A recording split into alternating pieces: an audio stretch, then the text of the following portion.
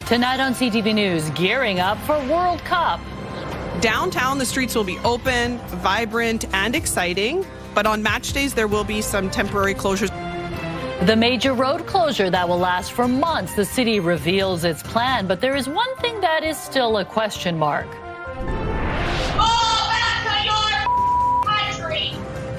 Ugly racist rant. A customer hurls insults at a North Vancouver cafe owner, and it's all on video. If the team is for sale and a local group wants to perhaps move in, I think that's a positive development for Whitecaps fans. A new local bid has surfaced to potentially keep the Vancouver Whitecaps in town.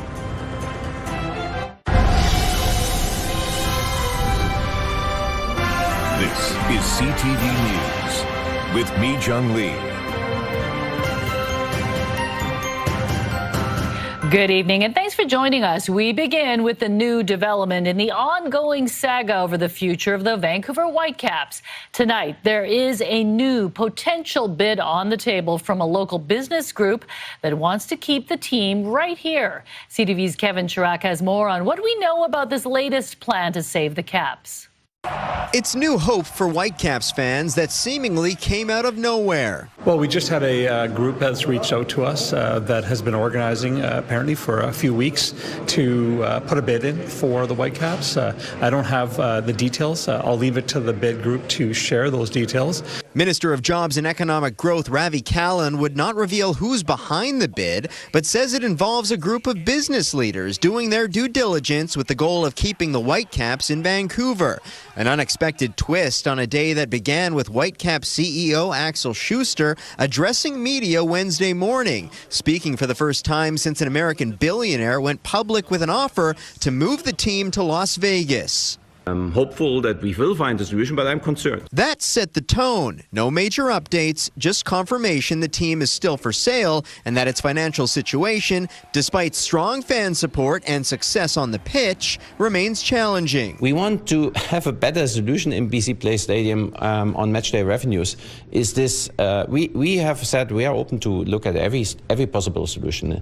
Is it us managing? Is it a different deal? Is it partnering? Schuster also pointing to a lack of business partnerships, a key source of revenue. Because right now we are at the bottom end in corporate sponsorships in this league, and I think there's some space to grow from here. With growing concerns about the team's future, fans have launched a Save the Caps campaign, and both the team and league say they're working to find a solution. We asked Schuster if he's aware of any offers. We haven't seen yet an increase of people or new people who really want to buy the whole club. Minister Kahlon's comments came hours after that media event with Schuster, so we circled back, and the team doubled down, saying they have not received any credible offers to keep the club in Vancouver. Kahlon says more details about the bid could come soon. Kevin Chirac, CTV News, Vancouver. We are now just 36 days until the start of the World Cup tournament, 38 until the first match at BC Place. Today, local organizers unveiled details of preparations and the impact, including the closure of a major downtown artery for more than 2 months. CTV's Craig Krause is live in False Creek with more on what fans going to the games and those living and working downtown need to know. Craig, fill us in. Well, Mi Jung, based on what we learned today, driving anywhere near BC Place during the summer is going to be a challenge. There'll be major road closures that will begin this month, with Pacific Boulevard being shut down for the duration of the tournament as this city looks to welcome the world in under 40 days. The FIFA countdown clock outside of BC Place continues to dwindle as the city braces for a flood of fans. An estimated 350,000 spectators at the stadium across all of our 7 matches, a record number of cruise ships coming into the city, and a capacity of over 25,000 at our FIFA Fan Festival here. But those crowds will also bring major disruptions. Pacific Boulevard between the Cambie Bridge and Carroll Street will be closed from mid-May through late July, with additional road closures around BC Place on match days. Officials say transit will be the best option. Transit is and will be the easiest way to get around this region. Security will also be tight. Vancouver police say drones and additional surveillance cameras will be deployed around BC Place, while officials insist privacy protections are in place. We've been working with the Privacy Commissioner hand in hand with the city for a number of months now to ensure those privacy impact assessment has been conducted. We've worked very hard to ensure that appropriate measures are in place in terms of access to the data. No one will be able to be recognized, any of that kind of thing. And also we have a plan to decommission those cameras as soon as the event is over. A hefty security plan that will also include hundreds of officers, leaving one big question. How much will this all cost taxpayers? Organizers still aren't saying. We're really here to focus on Know Before You Go today. That's really the plan that we want to talk about, what people need to understand. We'll be coming back with an update in the next few weeks in terms of the update on our budget. And now with just 5 weeks to go, the city is looking to tie up loose ends as time is running out. The kickoff here in Vancouver will begin on June 13th. Mi Jung. Thank you, Craig.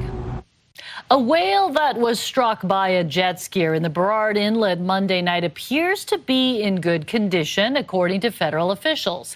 Fisheries and Oceans Canada says the whale was last seen Tuesday traveling out to sea from English Bay. At the time, it appeared to be feeding and moving normally, although the DFO stresses it can be difficult to properly assess the health of a live whale. The jet skier may face fines or charges if found negligent in hitting the whale. A warning now about the graphic content in our next story. A racist confrontation at a North Vancouver cafe has been caught on camera. All of it sparked simply because a customer picked up the wrong order. CTV's Sinjin Alexander has the details. You stupid Korean! Go back to Korea where you belong! Go back to your country! This is not easy to watch, and some of the regulars at Kim's Cafe on 14th Street in North Vancouver, seeing it for the first time, admit they couldn't get through all of it. Wish I hadn't seen it. Felt a little sick.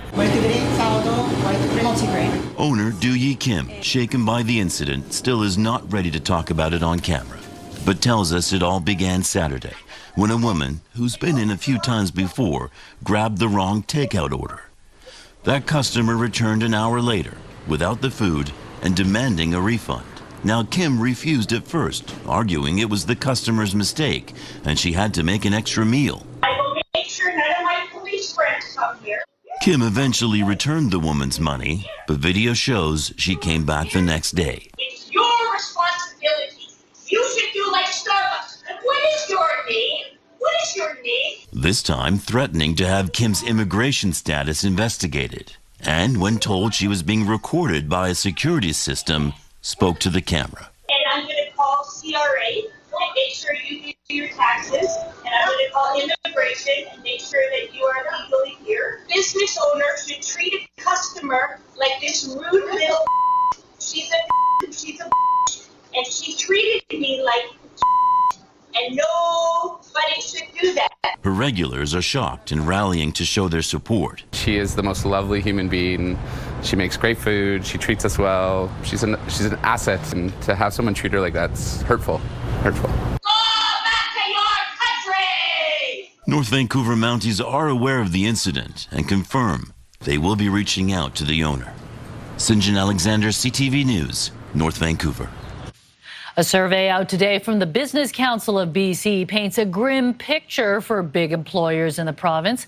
Companies are pulling investments over uncertainty caused by the NDP's back and forth on DRIPA, the Declaration on the Rights of Indigenous Peoples Act. CTV's Rob Buffum has more. The company behind major projects, including the Okanagan's Predator Ridge, says it won't be spending capital in BC until there's more certainty around DRIPA. If you asked us today, are we going to invest in land in BC? The answer is no. Similar concerns raised by the Declaration on the Rights of Indigenous Peoples Act were highlighted in a survey released Wednesday by the Business Council of BC. It's creating a lot of uncertainty that is driving away investment. The survey shows 98% of those canvassed are very concerned about DRIPA's implementation. The other 2% are merely less worried. Nearly 3/4 say they are decreasing investments in the province, and a third are reducing hiring plans.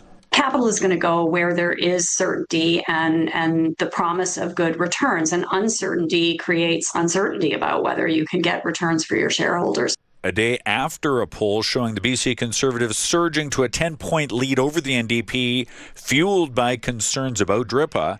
The opposition picked up on the results of the survey.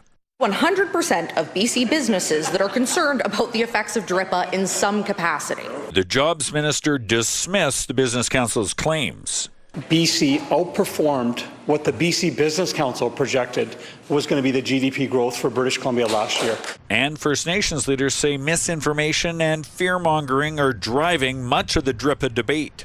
I think even if gas went up, it was starting to blame it on DRIPA. The NDP has flip-flopped on the controversial legislation this spring, originally planning to amend it, then suspend parts of it, now pledging to revisit it in the fall after talks with First Nations. We need something to happen today, not 6 months from now behind closed doors while the government tries to figure out what to do. But for now, more certainty on DRIPA appears at least 6 months away. Rob joins us live from Victoria. Rob, the NDP is also facing more pushback from First Nations tonight. Right, Mia Jung, several First Nations came forward today with a note demanding an urgent meeting with Premier Eby to discuss two treaty bills that were tabled this session by the NDP. The First Nations have raised these concerns over the past few weeks that the treaties involve overlapping land claims and infringe on their territorial area. So it does appear as though there is no shortage of conflict and issues related to Aboriginal title in the province, whether it's DRIPA, land claims, or property rights, or treaties. Mia Jung. Thank you, Rob. A prominent harm reduction and recovery advocate says he will return a proclamation granted to him from the city of Vancouver. It comes after a push from the mayor to stop a new overdose prevention site from opening downtown. CTV's Martin McMahon has the story.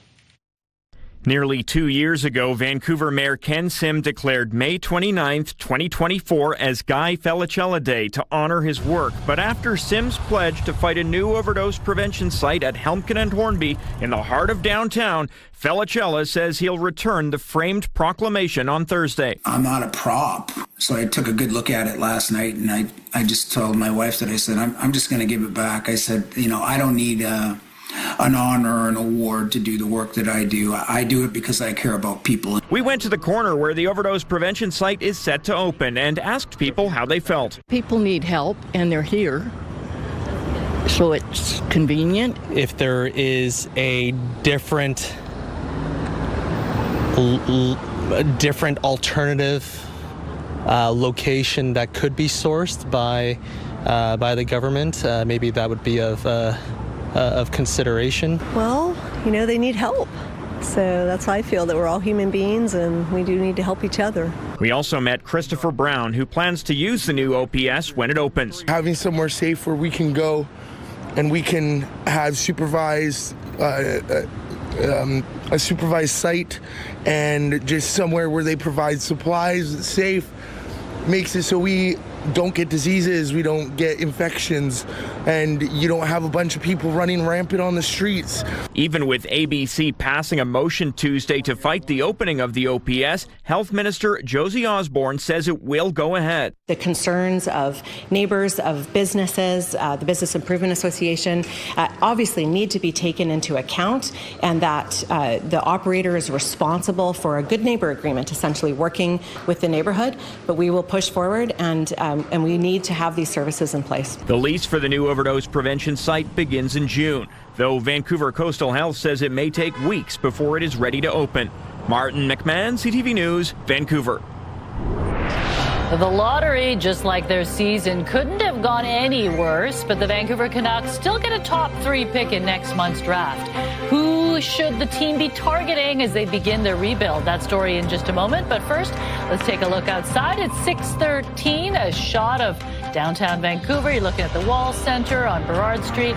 Plenty of clouds out there, looking a bit different from earlier this week. That is right. I think a lot of people are enjoying the cooler and cloudier conditions. Yeah, that marine layer just really struggled to clear out of the way. We saw a few breaks in there, but for the most part, it was cloudy throughout the day today. Definitely cooler as well. We're looking at temperatures at 14 degrees at the harbor as well as Burnaby and in North Vancouver, sitting at 13 degrees right now in Surrey and 14s and 13s for the Fraser Valley. chilly. As we head through the overnight, we'll see overcast skies and 10 degrees into tomorrow. Mostly cloudy skies, a few sunny breaks. It's not until during your afternoon rush hour heading home that the things start to clear out of the way. We will see a high of 17 degrees, but even though it's cloudy, the UV index is still high, so make sure you slap on that sunscreen. Yeah, people forget that. I try to wear it every day. Me too. All right, thanks, Ann. After months of anticipation, the ping pong balls did not fall in the Canucks' favor during yesterday's NHL draft lottery. Despite having the best odds for the first overall pick, they ended up with a third. But as CTV's Ben Nesbitt reports, one scouting expert says the fan base should remain optimistic. Dejected Canucks fans looked on as their hopes of the team securing the first overall draft pick were wiped away. Yet another blow after a wildly disappointing season. But one draft expert says, hold on a minute. I think that the Vancouver Canucks have a real opportunity to get a player that could be a difference maker. TSN's director of scouting, Craig Button, does not believe missing out on the top pick in this specific draft is a bad thing. This is not a draft that has a Macklin Celebrini or a Matthew Schaefer or Connor Bedard where it's clear cut and you're going, oh, geez, we fell out of one. Forward Gavin McKenna is widely regarded as the top prospect, but then has American defenseman Chase Reed at number 2, with centerman Caleb Malhotra pegged in the Canucks slot. The 17-year-old is the son of former Canuck and current Abbotsford Canucks coach Manny Malhotra. He's big, he's strong, he's complete, he's competitive, he's a two-way. I don't think he's going to be a 100-point player, but I think he's the type of centerman that can drive play in so many different areas of your team. Over to Yenborg. Yenborg, backward, beat backhand, score! Ivar Stenberg! Swedish winger Ivar Stenberg and Canadian defenseman Keaton Verhoff are also expected to be in the mix for the third slot, a decision that will ultimately be based off of organizational need. But at the moment, whoever will be making that choice for the Canucks is not currently employed by the team, who is yet to hire a new general manager. President of Hockey Operations Jim Rutherford said Tuesday that he plans to step away and give whoever gets the job the freedom to make the selection. It is time to peel the Band-Aid off, make this change, and have a new regime in charge of the Vancouver Canucks. That new regime will have to work fast as next month's draft quickly approaches. Ben Nesbitt, CTV News, Vancouver. Efforts are underway in New Westminster to honor local hockey hero Ernie Punch McLean. He's a big part of this community, and I think it'd be a huge honor to see a statue out front for him. We want to make sure we gain some government support so that we can make all of that happen, and we also want to create a scholarship in Punch's honor. 93-year-old Punch was at Queen's Park Arena today for the launch of a new campaign in his honor. The BC Sports Hall of Famer spent 16 seasons coaching the New Westminster Bruins, leading the team to multiple WHL titles. Now his Legacy Foundation is working to secure corporate and government backing for a statue and scholarship. There are also plans to create a New Westminster Hockey Hall of Fame. What the province is doing about a homeless encampment in Abbotsford that was the scene of a murder. Also ahead, the eye-popping price at the pump, the highest it's been in years. When could drivers see some relief? When CTV News at 6 continues. Stay with us. Drivers in Vancouver will soon see some relief along Broadway, with lanes between Maine and Quebec set to reopen ahead of schedule. The province says paving has begun in one lane and each direction will reopen on May 20th, 1 week earlier than planned. But it's not all good news. The city says Broadway will be completely closed to vehicles for 6 months from Cambie to Alberta Street later this year. We expect updates on that part of the project in the coming weeks. Drivers are being hit hard at the pump. Gas prices in Metro Vancouver are climbing again. But as CTV's Dimitra Maragos reports, some relief is coming. More pain? It's very high. At the pump. A spike and a lot of out of control ups and downs each day, and you kind of just strategically time it. Fuel prices continuing to climb. Canadians for Affordable Energy says around the Lower Mainland, a lot of stations are offering fuel today for $2.30.9, some at $2.29.9, but most generally we've seen a steady increase over the past week of about 7 or 8 cents a liter.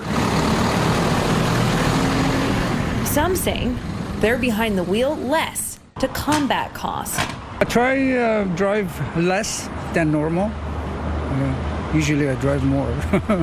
I'll take it easy on it. The impacts of events overseas continuing to impact Canadians' wallets. We're looking at about a 20% drop in global supplies. Demand has not dropped 20%, so clearly the first shoe to drop is higher prices, and that's why we're seeing it here in Vancouver and right across the country. And Metro Vancouver could be feeling the impacts of what's happening internationally more than other areas. Vancouver is particularly vulnerable because it has the highest taxes on fuel anywhere in North America. McTagg says the sting of filling up the tank won't last long. His advice, hold off. Tomorrow, we're going to see a net decrease of about 6 cents a litre, followed on Friday by a further decrease of 7 cents a litre. So all in all, prices should taper off about 13 cents a litre by the stroke of midnight Thursday night into Friday morning.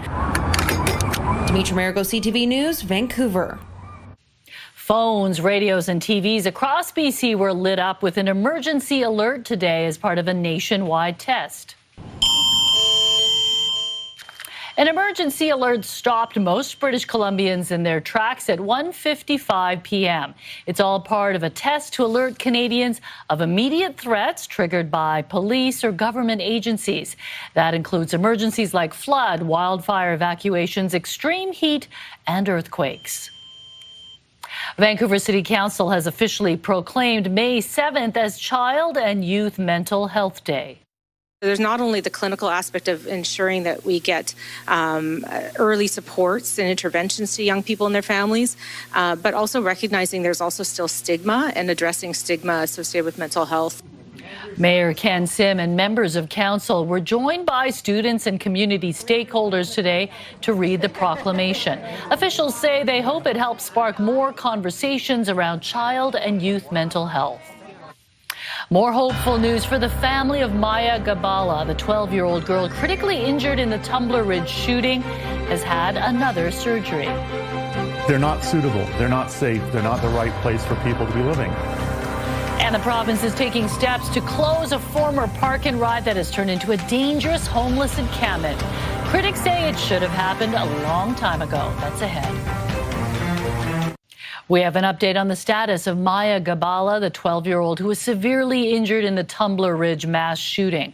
Maya's father taking to social media to announce surgery to repair her damaged skull has been a success. He adds that there are no visible signs of an infection that previously hampered her recovery. The cranioplasty marks the 5th surgery Maya has undergone since she was shot 3 times in the February 10th attack.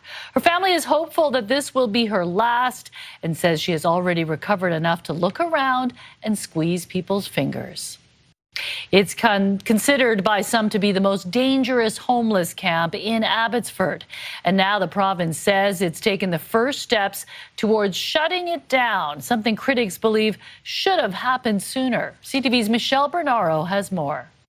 Yellow fencing has gone up around much of the encampment at Whatcom Road, a place that used to be a park and ride. The fencing is there for security reasons. It's also being put up to discourage other campers from moving to the site. The fence is a first step towards shutting down the camp that sits on provincially owned land. They're not suitable. They're not safe. They're not the right place for people to be living, and we want to find the right place for them to be living. The camp is notorious for problems. Vandalism, feces, urination on doors, garbage being put into, things being stolen and disappeared. It's been the site of everything from a killing in March to fires like this one. I think it should have been done, shut down quite a while ago. There are always piles of garbage. It seems to get more derelict with each passing month. You just are a little wary, especially if you have to work at night. It's well over time for them to shut down Whatcom. How about they actually do their job, which is to find these people a place to live? The minister says both construction on Highway 1 and the need to find suitable housing for campers are factors in the decision to close it. I spoke to one man who's living at this camp. He didn't want to go on camera, but said that a ministry official told him the encampment would be shut down by mid-July. The minister says no timeline has been set. What we want to do is to work as efficiently and as effectively as possible. Last month, the province shut down the encampment at the Cole Road rest area. Meanwhile, Whatcom Abbotsford police say they continue to patrol the camp, where some outreach workers will no longer attend without a police escort. Michelle Brunoro, CTV News, Abbotsford. A woman just across the border in Washington state has been arrested after shocking video captured her driving down a sidewalk while allegedly attempting to chase down a child on his bike. She's trying to run. Oh my God. This video captured the moment the suspect drove her car on the sidewalk while chasing the child on his dirt bike. Witnesses say neighbors helped pull the child out of harm's way and he was not hurt. Police in Spokane say they responded to an attempted burglary less than half an hour later involving the same woman. The 56-year-old woman was charged with first-degree attempted assault and DUI. Their numbers are so low they're at risk of disappearing from Canada, but now the public can watch northern spotted owls that have just hatched in Langley. Also, we wait until they all fall asleep, and then we just carefully pick up their little hibernating bodies. Pairing up hibernating animals, what it takes to boost the population of endangered Vancouver Island marmots. We'll explain coming up. Time now for tonight's Skywatch. A jetty at Iona Beach in Richmond looking towards Vancouver Island under a hazy spring sky in the state of Georgia. CTV Skywatch is brought to you by Kermac Collision and Autoglass, the name you'll remember when it matters. Kermac cares for kids.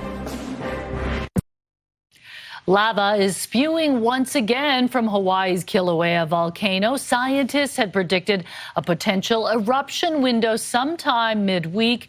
Fountaining episodes typically last less than 12 hours, but ash can linger in the air longer depending on the weather. The volcano on Hawaii's Big Island has erupted dozens of times since December 2024. A rare look now at what officials say is Canada's most endangered bird species. The first northern spotted owl chicks of the year have hatched in Langley, and you can watch them live online. The Northern Spotted Owl Breeding Program says the chicks hatched last month and are being raised by experienced foster owls. The live nest camera offers a close-up look at the species, which has fewer than 5 owls left in the wild in Canada. The chicks will remain in the nest until they fledge in a couple of weeks. Aww, so incredible. cute. Very cute. And neat that foster owls will just take care of them. I love Mother Nature, and I love nature. They're doing a great job out there. Yes, we need a lot more of them, though, right? Exactly. All right, today, cloudier than expected. We did get a few breaks in there. That marine layer didn't really clear out of the way, but it was still warm in parts of the province. The hot spot across the country was Kamloops. Under mostly cloudy skies, they saw a high of 30.4 degrees, close but not close enough to the record set back in 2013 at 31.9 degrees. So we are seeing that cloud coverage, as you can see on our satellite radar imagery, and that will continue as we head through the evening hours. Here's a look at our weather tracker through the overnight. Some spotty showers possible, especially in the eastern Fraser Valley. Into tomorrow morning, we will see cloudy skies, and it's not until later tomorrow afternoon during your afternoon commute that things start to clear out of the way with a mix of sun and cloud before the sun sets. So this is how everything will play out in the next 24 hours. Overcast conditions at midnight into tomorrow morning. It will be cloudy and calm. By noon, we'll start to see those sunny breaks move its way in. 17 degrees is a high at 3 o'clock with some sunny breaks. UV index is high, so make sure you keep slapping on that sunscreen. By 6 o'clock, things start to clear out of the way. 16 degrees under partly cloudy skies. You'll still enjoy lots of sunshine for the central coast and central interior. Your provincial forecast at the bottom of your screen. 14 degrees tomorrow for Port Hardy under a mix of sun and cloud. Mostly sunny skies for Campbell River and Comox with a high of 18 degrees. That's what you can expect for the South Island, with the exception of Port Hardy. Port Alberni, mostly cloudy cloudy skies with a high of 21. For the Sunshine Coast, sunny skies and 18. Warmer up the Sea to Sky Highway, but cloudier. Temperatures in the low 20s. And for us across the lower mainland, mostly cloudy day with temperatures between 17 degrees near the water, 20 degrees further inland. Heading into Friday, we'll start off cloudy. It does clear up through the afternoon into the weekend. Saturday, a mix of sun and cloud. The same goes for a Sunday on Mother's Day with a high of 18 degrees. And then heading into next week, mostly sunny skies for Monday, Tuesday, and Wednesday. Temperatures between 19 and 20 degrees. So again, no rain in sight. It's still very dry, and we're still seeing above seasonal temperatures. And that's why they're going to the campfire ban starting tomorrow, even though no one's thinking about camping just yet, but they might be. Well, it is, Bay Long weekend coming up next weekend, right? That's true. Came up fast. All right, thanks a lot. Tucked away and sleeping for months, Vancouver Island marmots are now waking up and meeting their new breeding partner at several conservation sites across Canada. A team of specialists, including the stud bookkeeper, were busy over the winter playing matchmaker, pairing marmots based on their genetics to create the next generation. Vancouver Island marmots are one of the most endangered species in Canada. With a mix of new pairs and returning couples, 9 pairs were carefully placed next to each other while sleeping and are now waking up to their new partner at a research center in Alberta. And so in the fall, at each institution, we now have the marmots that will create those pairs for the second breeding season. And we wait until they all fall asleep. And then we just carefully pick up their little hibernating bodies and are able to put them physically together in those nest boxes where they have a chance to complete that hibernation with their new companion and then wake up as a cohesive unit, hopefully in the spring, which leads to some better breeding outcomes is the hope. Last year, researchers counted 427 Vancouver Island marmots, the highest number ever recorded in the wild since conservation efforts began. Well known in BC waters, and now Big Mama, a humpback whale, has returned. Plus, I think it's a natural progression of a growing city. Vancouver City Council paves the way for small hotels in neighborhoods outside downtown. The other rezoning that has prompted concern, though, for small business. That's ahead.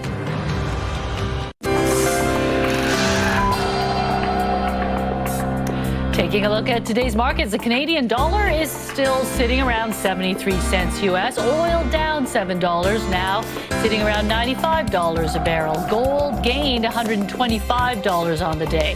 Taking a look at the stock market, the TSX up 414 points. The Dow Jones gained 612 points on the day.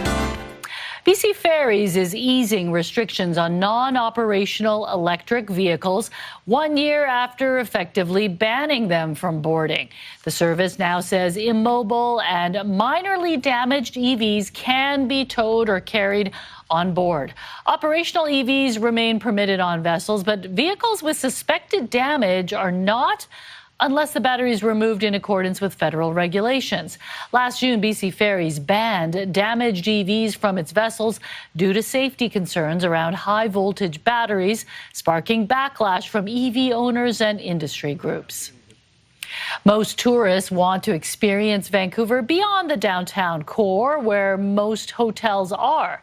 Now, City Council has approved zoning changes to allow hotels along busy commercial streets. But as CTV's Isabella Zaffarisi explains, the move is drawing both praise and concern. There's a constant sentiment. The owners of Bloodline Design, a family-run jewelry store in Kitsilano, hear weekly. We get people from Miami, New York, London, Paris, and it just keeps coming up. They love the vibe. It's cool, but there's nowhere for them to stay here. Tourists want to base their vacation in neighborhoods outside of downtown Vancouver, but there are few hotels to choose from, which is why City Council has approved zoning changes to allow 6-story hotels along commercial high streets like West 4th, Hastings, and Main. You want those tourists to go to Main Street, go to Kitsilano, go to South Granville and visit and see what Vancouver is made of, not just the downtown core. So I think it's a natural progression of a growing city. At a public hearing Tuesday evening, Council also greenlit the rezoning of about 2,400 properties to allow for 6-story rental projects. One SFU professor says this blanket approach smothers diversity. in many cases, these are in vibrant neighborhoods where there are a lot of small businesses that could be affected by this rezoning. That I think that in particular, we're talking about small immigrant entrepreneurial businesses, particularly along Kingsway, that I think could have a tremendous impact by this rezoning. While dozens of people spoke both for and against the project, we have a housing crisis, and an adequate and affordable rental stock can help to alleviate this. Expensive housing affects everyone, but especially seniors who rent. We're in full support of the extended C2A zoning, and we are just looking to be included in the new proposed zonings. Ultimately, council approved the plan. Staff say the changes are expected to come into effect over the next few weeks. Isabella Zavarisi, CTV News, Vancouver. A charity that helps Canadians facing illness access the health care they need is marking 40 years of operation today. Hope Air arranges travel support for those in financial need so patients and their families can focus on getting better instead of dealing with bills. Volunteer pilot Scott McPherson joined Your Morning Vancouver to talk about it. I've taken people for various kinds of health care to major centers or even some smaller towns. I took a lady recently to Trail for a surgery that took her 10 hours to drive to, but she was going for a surgical consult, I think, 10 hours to drive or a 24-minute flight. Hope Air says over the past 40 years, it's helped arrange more than 277,000 medical travel supports for patients and their families across more than 700 Canadian communities. Heidi, Storm, and a border collie called Cowboy are all looking for their forever homes. And maybe you or someone you know can help. That's just ahead tonight. Plus, goats gone. Adam finds out what happened after a unique family of goats encountered a big bear next on the Sawatsky sign-off. Right now, here's a preview of Your Morning Vancouver. How close are we to a nurses' strike in BC? Thursday on Your Morning Vancouver, more on the strike vote being held in the coming days and what nurses say is the biggest hurdle. Also, the BC NDP is in trouble. How can the Conservatives be winning in the polls when the party doesn't have a leader? And do you know your BC birds? We'll learn about the Greater Vancouver Bird Celebration. We'll see you in the morning.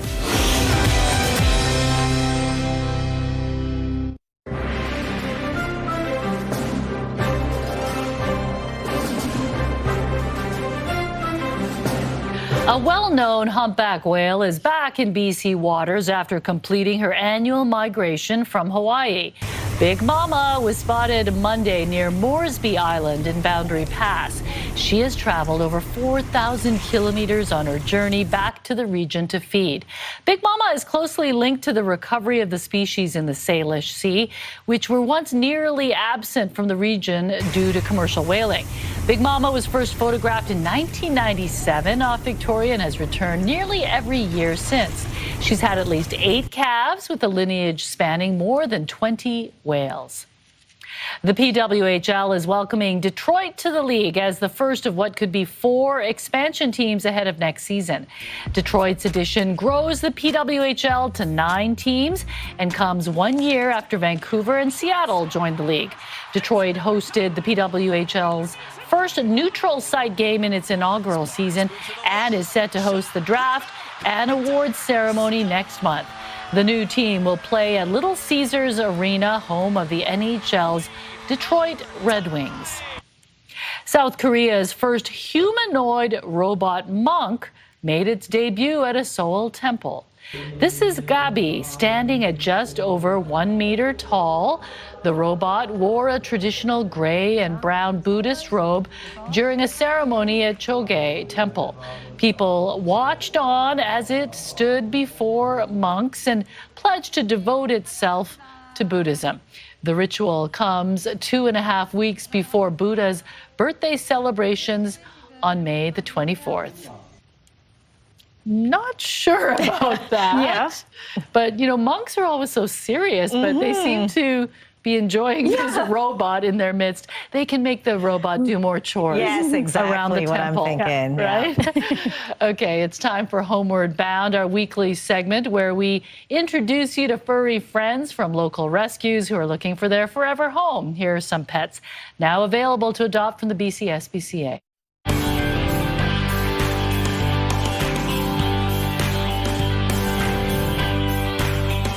Say hello to Cowboy. This 1-year-old border collie mix was found as a stray, and the world feels a little big and scary to him right now. Cowboy is a sweet and gentle boy who becomes very cuddly once he begins to feel safe and comfortable around you.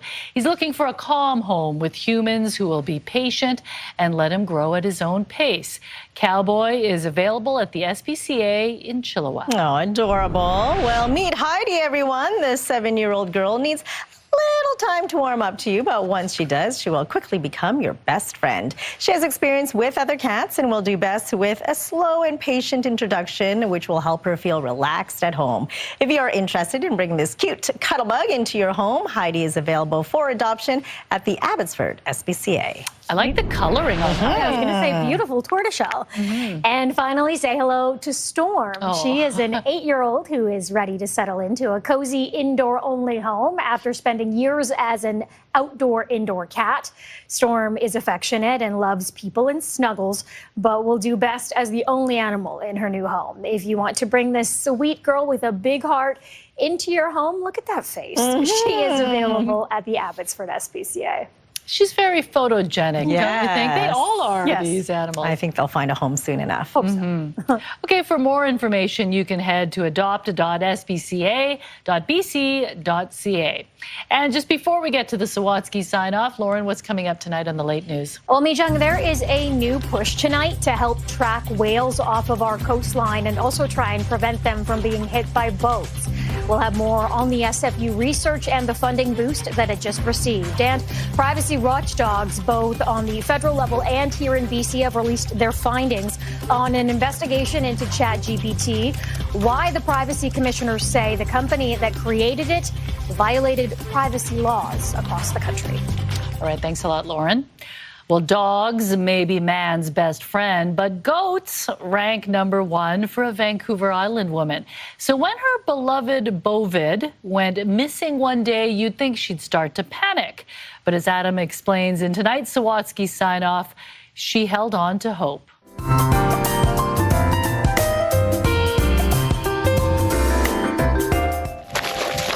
Hunaida Bellisfer was preparing to go for a walk with her dogs when they were startled by a bear in the yard. And he was right here coming. So I was screaming from the bottom of my heart, and he didn't want to move. It may have been this bear that a neighbor saw on a different day, but in the same area. I was really scared. He was taller than me. He was really big. But Hunaida and the dogs kept making noise for almost an hour until the bear eventually retreated back into the woods. Again, my dogs followed him all the way up there. The dogs eventually came back, but when Hunaida returned home, there was no sign of her goats. And I took my car and I drove and I called their name. She searched for them everywhere for hours, but they were gone. It was horrible. Because they weren't just any goats, they were family, especially Nara. Rejected by her mom, so I needed to raise her with a bottle. Nara and Hunaida were inseparable. When they weren't watching TV together or going for car rides,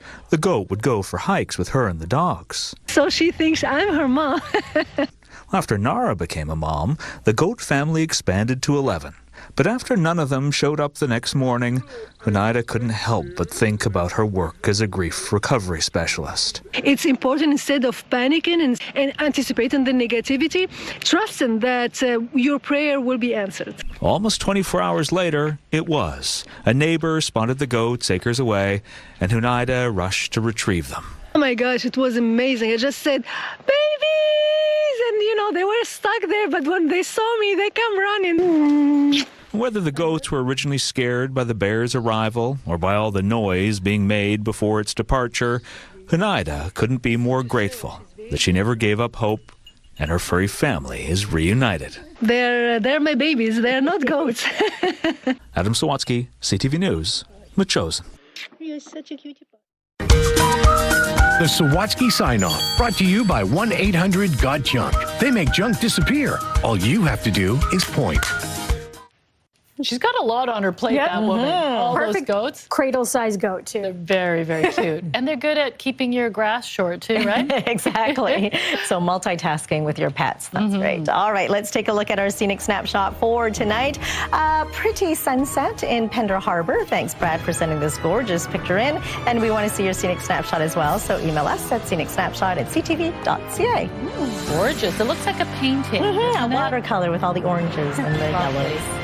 Okay, thanks for joining us tonight. Lauren's back tonight at 11:30. Good night.